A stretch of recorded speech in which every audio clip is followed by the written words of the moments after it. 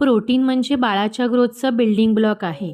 म्हणूनच ब्रेकफास्टमध्ये प्रोटीन असेल तर दिवसभर एनर्जी आणि डेव्हलपमेंट दोन्ही इम्प्रूव्ह होतं. इथे मी एका बाउलमध्ये बारीक चिरलेला पालक घेतलाय, किसलेलं पनीर घेतलंय आणि बारीक चिरलेला कांदा घातलाय. यामध्ये मी साधारण 2 चमचे बेसन पीठ, चिमूटभर हळद, लाल मिरची पावडर, धने पावडर, जिरे पावडर आणि मीठ घातलंय. थोडं पाणी घालून याचं आपल्याला स्मूथ असं बॅटर बनवून घ्यायचं आहे.